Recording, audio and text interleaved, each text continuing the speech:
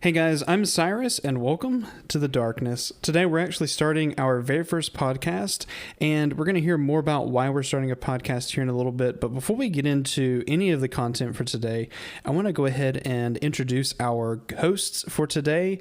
You can see them as guests, you can see them as hosts, you can see them as dear friends, however that is. However, I want to go ahead and let them introduce themselves, talk about their social media, what they look like for gaming, and etc. So first up, Two Dog, go ahead and introduce yourself, man. Hey, I'm Two Dog, and you can find me over at twitch.tv/darkness_Two Dog. And for those of you in the server or whatnot, you're probably going to be very familiar with me because I'm a frequent user. And hey, you may have seen my anime reviews in the anime channel, but this podcast hopefully will be mainly focused on gaming/tech, and that's what I hope to deliver you information about. Awesome. And also joining us is Lone. His is Lone W Hunt. But Lone, please go ahead and do the honors of introducing yourself. Hello, everyone. My name is Lone W Hunt. You can find me at twitch.tv/Lone W Hunt.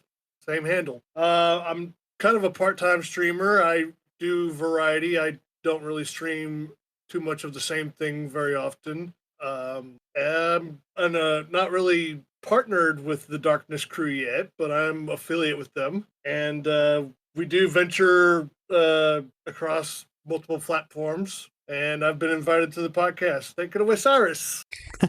Okay.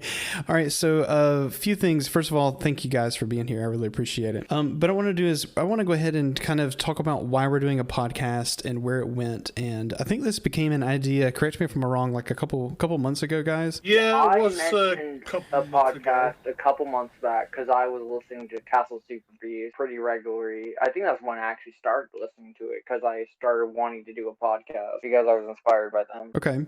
And so I think it went to this bigger conversation talking about like getting a studio, doing a whole bunch of stuff. And I think that was really exciting. Yeah, it's an interesting idea. I don't know how feasible it is, but it's an interesting idea for us to do. Something like a Darkness Studios or whatever. Yeah, now most of us are located on the East Coast. Two Dog and I are actually, really close proximity, but Lone, you don't live on the East Coast, bro. Where you live? No, I'm all the way on the West Coast. Okay. So the prospect of bringing you over here for a podcast, what does that sound like? Solely for podcasts? That's quite a long distance relationship. Yeah, no, right? Okay, so we just need to move Lone over here so we can create like this huge warehouse. I think that'd be fantastic. Yeah. Yeah. It's just a streaming warehouse. Who needs 100 Thieves when you have the Darkness? Yeah. All right, so let's jump into it. So the focus for these podcasts, we're going to start off kind of doing our weekly focus every single week is maybe not every week. It might become a monthly thing. We'll kind of feel this out as we go. I think this is kind of our first installment, so we'll have to see how that turns out. But anyway, I think what we're going to talk about is the normal things that we would talk about in the Whispers. That's not going away. We're still going to have the Whispers of the Darkness every single week. But what we're going to do is actually kind of delve into a little bit more content. We have a few channels, news channels, kind of popular topics, and we're just going to sit here and talk about that. Share our views, maybe some things to get your brain rolling on maybe the streaming community, tech community, anime community, gaming community, and how you can be more involved or just bring something to light that you might not have known about. So I actually want to go into the monthly focus. Lone, if you want to go ahead and tell them, what is the monthly focus for this month? Let's see. I believe the focus this month is giving. It is. So tell us about that. What is how do you see giving as far as our community? What does that look like as a community member? I like to think of it as like we're trying to give back to the community, mostly like say the children's hospitals and stuff. Because that's what I do. I try to do donations to children's hospitals. Okay. What about you two, Dog? What does that monthly focus look like for you? Actually, the whole gifting games, I've done it a couple times to people in the server and in general. I try to gift back games basically as gift back. Whenever I'm gifted a game on Steam, I'll usually gift whoever did it another game. And actually, speaking of, on Christmas, I do plan on gifting several people in the community and the server a game. Okay, cool. So, yeah. Cool. Yeah, that's gonna be awesome. I think my perspective of that is everyone always is playing games is always a way to connect, and playing games by yourself is fun, but in the end, playing with other people is kind of the enjoyment of it. We got that multiplayer aspect early on, and being able to play cross country with people rather than taping a piece of cardboard between your screens so you could play multiplayer with your friends. The whole point of this month is to say thank you for those people who play with you and gifting them the game that you want to play with. And so I've been the recipient of so many games lately, and it's been crazy to be on the other side of that. So I also plan to return that favor actually on Christmas Day along with Two Dog, and to do the same thing. So for you, if you're in the community, guys, if you want to be a part of that, make sure you're putting those in Clips channel. Talk about the stuff that you're doing. If you're playing with people that you've talked about a gifted game, make sure you're posting that stuff up. I think this is a wonderful time of the year to definitely show your love and appreciation for the people you play games with. All right, so I think let's just shift some gears for a second. Let's actually talk about a little bit of gaming news as we come out of this. We've got a few things that are coming up. We just had the Game Awards. We just heard about Content Creator of the Year. We just heard about some kind of popular games, some very, I don't know, kind of sketchy game situations right now. Lone, what's your big topic? What's right in the forefront of your mind, gaming news that you want to talk about this week? The biggest news so far coming out of the Game Awards is Ark 2. Ark has been one of my favorite games to play ever since it first went into beta on Steam. So I've actually owned the game when it first came out, and I'm actually looking forward to seeing what Ark 2 is going to bring story-wise. Do you think that it's going to be a huge extension of Ark 1 or a completely renovated game? From what I've read and seen, it's definitely going to be a renovated. With Pokemon, you can transfer, your characters over to the next game, which is what you can do with the expansions from Ark 1. But from what I've seen, you're not going to be able to bring any dinosaurs from Ark 1 into Ark 2. So you're going to be starting all over completely fresh.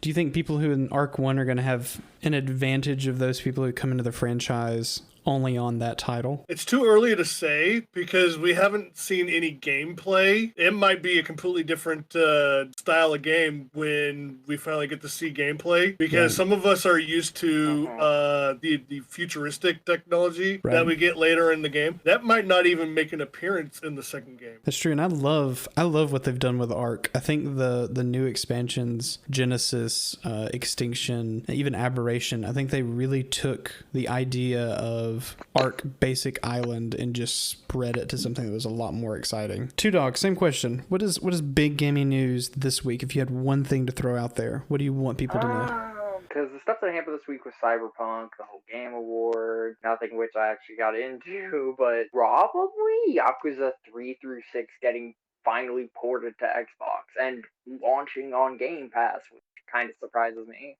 That was probably my biggest takeaway from last week. Right, okay. Because not a lot of the Game Awards interested me, to be honest. Okay. Do you think it's just console-based, or was it just not your cup of tea? Yeah, just not a lot of games that spoke to me or looked interesting besides, It Takes Two, the new Perfect Dark, Mass Effect 4, or whatever. Right. I'm not a huge fan of... I'm not into a bunch of the series that got new entries, and some of the indies didn't look interesting to me. That's what the main thing is. Got it. Because I don't play Ark or Mass Effect or Perfect Dark, I guess, but yeah. Right. So do you think that that's a good investment, going picking up Game Pass to play some FNAF? Oh, yeah, no, Game Pass is a 100% good investment. Yeah, no, Okay. Do it if you don't have it. Even if you just have PC, I super get it. Because Among Us got added last week or whatever. Nice. That's, So, yeah, it did, didn't it? I didn't pay that attention. And FNAF 1 through 4 are all on it. So, yeah, it's a huge investment. Good. Yeah, I think I agree with that. And they changed the prices too. I think EA Play, is that right? EA Play is now part of it, yeah. Yeah, so I mean, it's just Which an is entire group of games. Very good. Yeah, so maybe even that could be something you do. Maybe just a Xbox code, share that with your friends. I mean, think about, instead of gifting them one game, imagine gifting them over 100 titles. I think if I were to sum up the big thing of it, and maybe if it's just me from a different perspective, looking at Content Creator of the Year and looking at that, I think Valkyrie got it. I think, if I'm pretty sure that was the case. Yeah, I think that's who won. Yeah, and Valkyrie, not to diminish her and the content that she's creating, because she's wonderful, but looking at the end of this year and looking at the content that was created, Tim the Tap Man going in strong with 2 YouTube channels, killing it on TikTok, and you've got, you know, XQC, who is absolutely killing it on YouTube as well as Twitch, and Valkyrie just kind of posting clips and some original content. I just really feel that was not the best decision for me. I mean, there's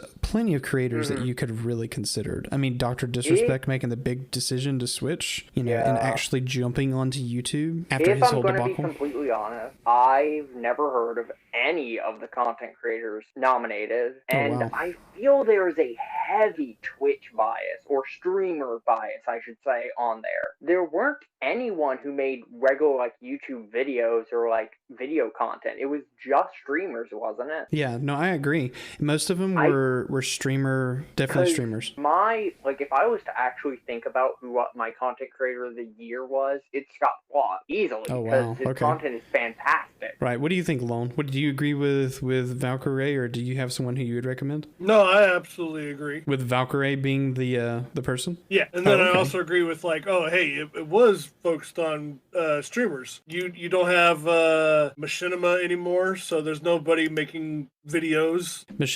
I actually enjoyed Machinima when I was on YouTube. Died a couple years back. So. Yeah, well, a little bit more than a couple. Machinima actually created a whole bunch of Minecraft stuff. Yeah, I think it was about that. Machinima was an interesting MCA, to put it lightly. But it wasn't the worst. It wasn't. It gave a big break for a lot of people. There are definitely worse ones, but to be fair, in general, MCAs aren't great. They're necessary, but they're not fantastic. Yeah, right. I can agree with that. I think after all of that, I think the biggest gaming news, in my opinion, is looking at Thursday, December 10th, the drop of Cyberpunk 2077, and looking at the disappointment that game gave the community. Now, if you're a person with a i9 10900K, RTX 3080 or a 6900 or something, you're not having any issues, maybe a couple bugs graphically. But if you haven't been able to get your hand on a PS5 or a Series X, imagine your experience. Well, I haven't seen it yet, but that's looking at those videos. There is no next gen version. It's just PS4 and Xbox One that are running on PS5 or Series X. Right. There's no PS5 or Series X version yet. That comes out next year, which raises even more questions, as the game was announced in 2013. I don't believe it started production until 2016. PS4 had been out for a year at that. Why does this game that was supposed to be developed for PS4 and Xbox One feel like it runs, feel like it's not, feel like it's just under-optimized and poorly made for the console? Right. This game was obviously made for PC. This game is not made for consoles whatsoever. Like, that much is obvious looking at it. And I think the other part of that is, when you see it, is the company CD Projekt Red obviously put in the ability to scale the textures on the PC side, and that translation of it being able to automatically match textures based upon the demand of the graphics card is already built in, because Warzone does it. If you're on the regular Xbox, it scales the graphics down for COD, so it's possible. Even Witcher, same thing. If you're playing on a regular Xbox compared to PC, same company, same publisher. Witcher 3 runs on Switch. No download. It's on the cart. It runs on Switch, which is very impressive. Yeah, and that actually is an NVIDIA chip on an old Maxwell GPU, and the fact that it runs on a Switch, that means they were able to optimize it on that title, but it also launched bugged. Yeah, but there's a couple scenarios. One, development for this game was messy, which seems to be like, it seems that this game was rushed, poorly planned, and just needs more time, to be honest. Yeah, I can see that. Lone, you want to chip in on this, bro? Excuse me. The death, bro. Like right when I was going to speak, I started coughing. So I feel like there was definitely too much hype for this game for what we got. Yeah. Like, if they had maybe waited one more year, because the unfortunate thing is when they announced this game, there was no announcement for a PlayStation 5 and an Xbox Series X yet. PS4 was barely in its life. Right. I feel like if they had pushed it back one more year, then with the announcement of the Xbox Series and the PlayStation 5, it probably would have been pushed back even further, because then they'd have been like, hey, you know what? There's no point in making this for the older gen now. Well, what The happened, thing honestly, is, to this releasing game was going to betas? be- Like, why wasn't Public that betas an are good. option? Why wasn't that an option? They could have solved Public so many options, or so many problems. Public betas don't seem to be very common for single player games, which is odd to me, to be honest. 'Cause I But don't- why? I mean, this is the prime example. You know, Ark was a pre-release alpha title for forever, and it still, to this day, is so unoptimized. It's crazy. But it sat on PC. It sat on PC forever for that case for it to get there. All they had to do is release it pre-release and stick it on some consoles and see these problems ahead of time. And I guarantee you, they just sent it to PC players. They should have seen this in quality assurance. Like, this should have been ironed out months ago. Being But a company with as much capital as they have, I was really disappointed. Now, some people aren't having any issues, and they're really enjoying this game. But as the I large said, majority... it's a very weird situation. Yeah, I'm I think- surprised. They didn't have any game testers at the studio who were running this on the original PS4, you know, the base model, and going, you know, there's a lot of things going on with this that makes me go, hey, we should probably not release this just yet. I think that they shot themselves in the foot. And I think I was reading an article talking about this, and Assassin's Creed Odyssey, I'm sure y'all remember that game, dropped with Vaguely. so many bugs. It was 2 games ago from Bethesda. Or it was Not Odyssey, Bethesda, not that company. Ubisoft. It was Ubisoft. not Legion. Odyssey was the last one released, wasn't it? No, not Valhalla Odyssey. was the recent one. What's the one before Odyssey? The Origins? Origins. Origins released Yeah, that was multiplayer, and it was bugged all to crap. When the next one dropped, they waited to purchase that. Or anyway, it might not be the right titles that I'm saying, but what they did was they created a situation where they fell out of contact with that publisher, people who buy those games, and the next game they released, they lost initial sales because people didn't want to buy a game that was bugged. And I think CD Projekt Red, as much as they're making so much money right now off of their pre-orders, they're losing so much on refunds and on whatever the next game they release is. Yeah, by the way, Assassin's Creed, I'm pretty sure it was Rogue and whatever the French Revolution games. I believe that's what it was, because I remember hearing about those games being bugged to insanely, and that's when Ubisoft took a break, right? Yeah, I think they backed up and punted and tried They took to like a pick back in. 2-year break and then released Origin. Yeah, But okay. This whole, pre-sale or hyped up game story where you get one thing in the trailers and then it's something else completely when the game comes out is such an old story, because we get this every year with something. Take, how long ago was No Man's Sky released? No Man's Sky was 2017, if I remember correctly. I'm not sure. We got this one beautiful looking trailer, and then you go and play the game, and it's just terrible. There's nothing to do. Right. And then the same thing happened with, I think it was a PS3 game. The trailer said, oh, hey, it's going to be this. You didn't get anything about that. Aliens Colonial Marine? It could be. I don't think it is. Maybe. I mean, that has one of the most famous cases of false advertising, where there was an E3 trailer that was literally on high-end PCs, and Randy Pitchford, Gearbox's CEO or whatever, was stating it to be in-game footage when it was obviously not. Wow. And had a class action lawsuit thrown at it. So yeah, it might have been that. Well, and I think when you look at these things, all you're doing is as a publisher, you know, people want the content. As a gamer, sure, I'm a person who, when I get a game, I sit on it. Like I'm a Destiny fiend. I've been playing Destiny since 2015, and I love Destiny. Destiny 2 is my game. I go away from it. I hate it a little bit, but I always come back, and then I play some other games, and I kind of diddle daddle around. But I'm one of those people that enjoy content long term. But there's people that love the drop and the feel of a new game, and I just can't believe people would buy games like that, like Fallout 4, that was literally broken day one, and be okay with that. 76. Yeah, that 76. was 76. Same. No, Fallout 4 was the same one. It was. Yeah. No, was it Fallout? What am I talking about? Is it Fallout 4? Yeah, Fallout 4. Literally, you launched in the first scene, and you were in like a room or something, and it would disappear, and you were just floating. I don't know. And then 76 was bugged too, because that was a Cyclops telling me that. Yeah. But yeah, there's people who enjoy that, and I just can't believe people will spend that money and then say this. It'll be better in a couple months, and be okay with that decision. Is that the culture that we've created as gamers today? I think it is.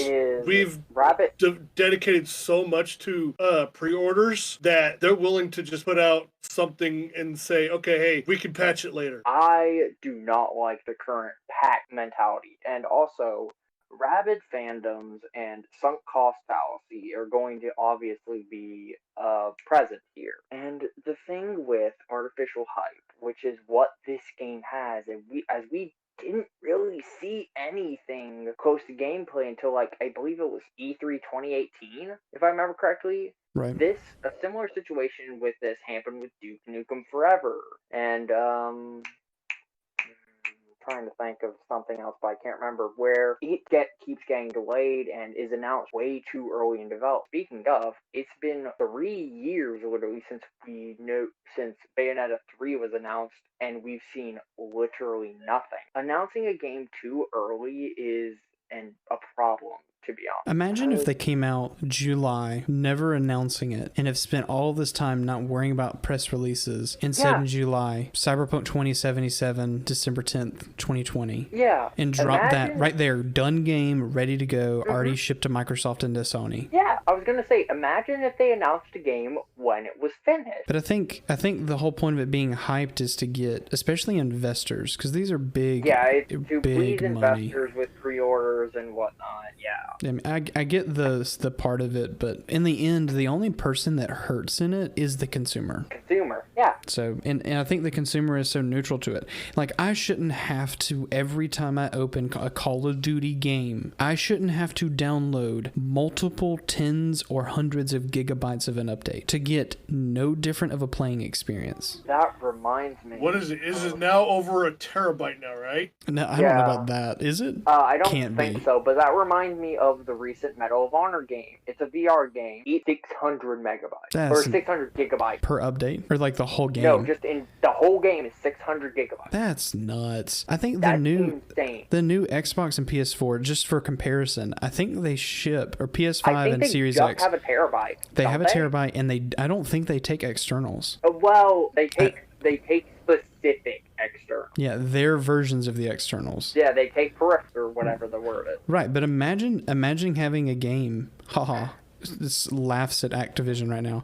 Imagine having a game that's literally a quarter of your hard drive. I would not be surprised if the reason both of these games are massive is literally to steal hard drive space, so that's the only game you can play. That's actually, I haven't thought about it that way. That's a pretty decent marketing strategy. That's a theory I've heard for a while now, ever since Warzone's massive bloat was in the news. I've never heard that theory, and now that I've heard it, it makes so much sense. Yeah. Totally. Because that's one of those that I don't want to... That's like Arc. Arc is over 100 gigabytes on PC. And Destiny's the same thing. I would hate to delete those, knowing that I want to play those, and wait. Imagine doing Warzone that way. Oh, yeah. That's nuts. I think that's a really good theory. All right, I think we're actually getting close. We're actually rounding around, I think, close to the end of the episode. There's a few things I want to do before we close out. I want to talk about, just very quickly, what your two opinions are looking at the server in its current state, looking at our member total, looking at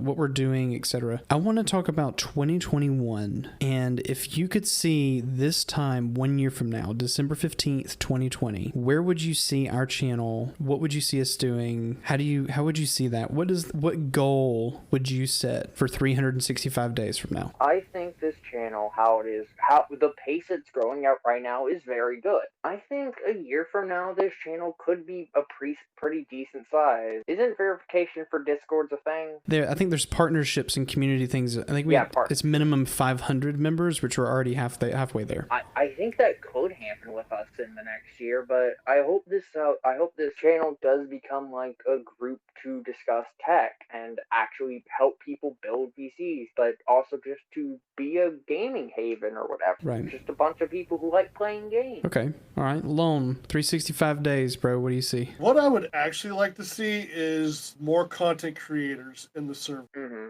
People who, can make movies or videos, artists, somebody who can make emojis, images for channels. And actually, probably the biggest thing is I'd like to see if maybe people would be interested in making a game. Nice. Yeah. Even if the single thing that we have to use is RPG Maker, I'd like to at least see what our community could create if we were to focus on making a game. Okay, all right.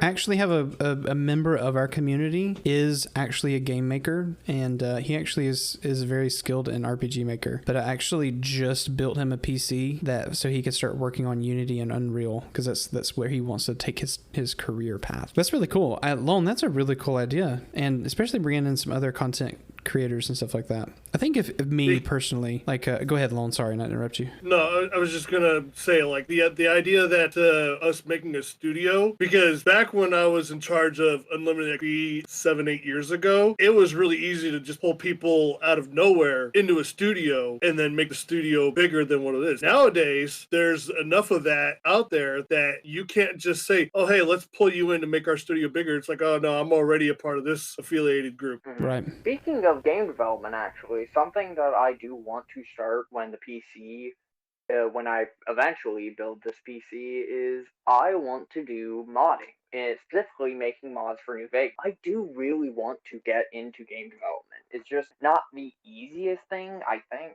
I don't know, because I'm not very familiar with coding or designing. No, I completely get you. So I think that's really cool, and especially if you can like show some people, connect with that, and then like really get that content. I think that's really good. I think that those are definitely big goals from both of you. And me personally, if I see 365 days down the road, what I see for this channel is, yes, I would love to maybe even Discord partner, or what does that look like for us? I kind of agree with Lone in the fact of right now in this community we have several streamers, but I want to make sure that that's actually a highlight, that we bring more people in and make it a community of where we're able to help people. Right now it feels very much singularity on maybe just a couple of the people in the Discord, Echo and myself, doing more PC stuff and kind of just answering questions back and forth, and others helping. But I'd love to expand that helping aspect, because the truth is, just because one person grows does not mean that other people can't. And taking that time to be humble and help someone else just helps the entire community in itself, and we can all build upon that. And I think that that's very powerful, especially as a community, to be able to assist each other and to be there for successes, but also for failures. So I think that's where I've got. Anything last minute before we call it a go? I don't have anything. Lone? No, but this is my first podcast. I actually kind of enjoyed it. If you guys want to invite me back for another podcast, I wouldn't mind. Okay, awesome. Well, as far as I have right now, you guys are regulars, but I think this is what it's going to be. Pretty much consistent, guys. We're looking at like a 30-minute podcast this time. I don't know what limits are going to be or what that's going to look like in the future, but for now, 5 hours. Yeah, 5-hour podcast. That's literally when we're talking about anime.